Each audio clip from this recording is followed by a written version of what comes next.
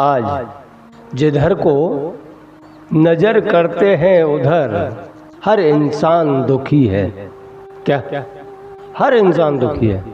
कोई तन दुखी, कोई मन दुखी, कोई धन बिन रहते उदास। इस संसार सागर के भीतर हर कोई दुखी है। अगर कोई सुखिया है तो वो कोई है मेरे राम का दास। जिसको सुखी होना है उसके लिए मूल मंत्र ही ये है कि आप प्रभु की शरण में पहुंच जाओ, सर्वस्व न्यौछावर कर दो। क्यों? क्योंकि दुख है भाई। मैंने कहा ना, कोई तन दुखी, कोई शरीर से दुखी है, अनेकों प्रकार की बीमारियां लग जाती हैं तो वह अपने शरीर से दुखी है कि इस बीमारी का इलाज क्या कराऊं। डॉक्टर डॉक्टर डॉक्टर डॉक्टर, वो कितने डॉक्टर बदल चुका है, लेकिन इस शरीर का निवारण नहीं हो पा रहा। अब जब शरीर के अंदर कोई बीमारी ऐसी प्रवेश कर जाती है जिसका इलाज कोई डॉक्टर भी ना कर पाए तो बेचारा भटक भटक करके दुखी ही रहता है। मैं बहुत सी बार कहता हूँ कि सबसे बड़ा दुख है तो एक अपने शरीर का ही दुख है, और अगर सबसे बड़ा सुख है तो वह भी शरीर का ही सुख है। संत लोग कहते हैं कि पहला सुख निरोगी काया, कि सर्वप्रथम का सुख है तो यह शरीर एकदम निरोगी हो तो वह सुखी है।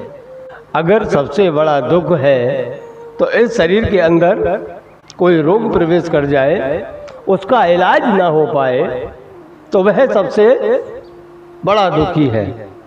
अब यहाँ पे विचार करें कि कोई तन दुखी, कोई मन दुखी, कोई धन बिन रहत उदास।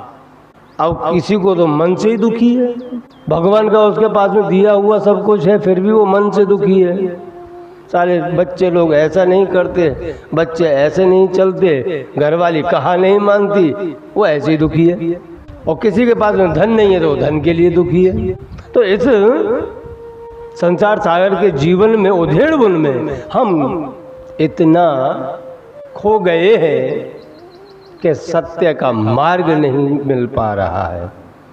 अगर आपको इस दुख से परे होना है, इस दुख के ऊपर विजय प्राप्त करनी है तो सीधा सा हिसाब किताब है। क्योंकि दुख आवाज किसको होता है? चलो मैं आज आपको दुख के ऊपर ही बताता हूँ कि अपने जीवन के अंदर हमने जन्म लिया और वह दुख, कोई कष्टी अपने जीवन में आई तो वह आवाज किसको होती है? भाई मन को होती है।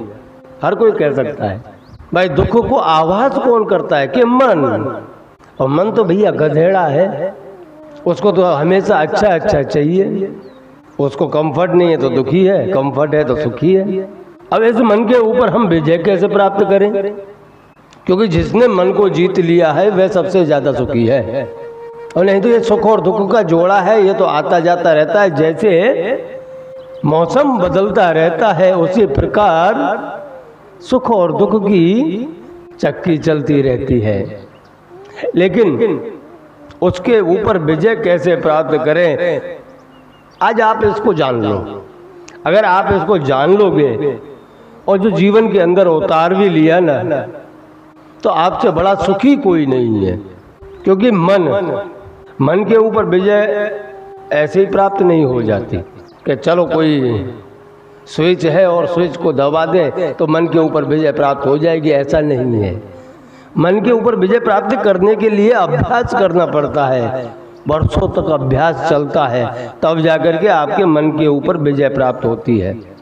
मैं आपको वहीं लेकर के जा रहा हूँ कि अपने कोई दुख पड़ता है तो वह दुख पहले शरीर को लगेगा, शरीर के बाद वो मन को स्पर्श होगा, वो मन उसको बताएगा कि दुख है कि सुख है।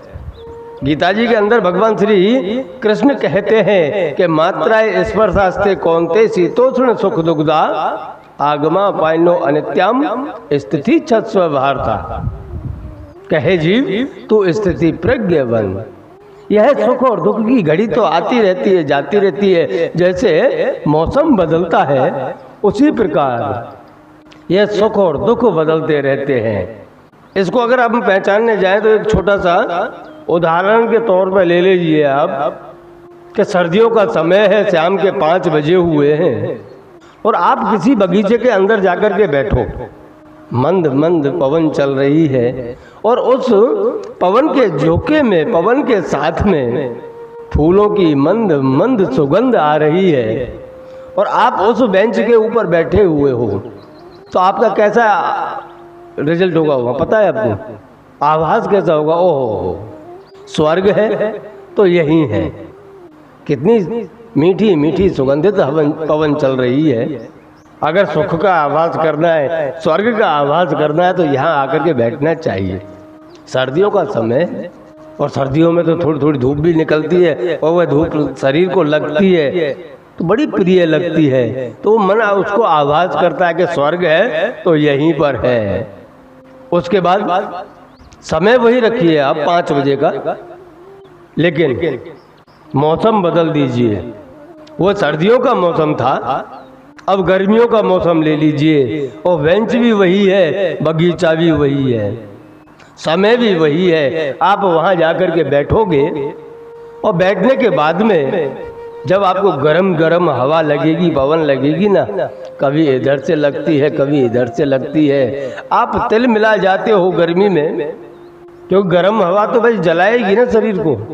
और जब शरीर उससे जल रहा है, क्योंकि 5 बजे के समय पे भाई सूर्य नारायण बहुत ऊंचा होता है गर्मियों में तो, और उस समय जब आपको पूरा शरीर जलता है तो वह आवाज किसको होता है कि मन को। ओहो, चलो यार यहाँ से तो घर पे चलते हैं, वहाँ पंखे के नीचे बैठ जाएंगे, अरे अपने पास एसी है चलो एसी में जाकर के बैठ जाएंगे, इतनी गर्मी में अपने नहीं रहना है।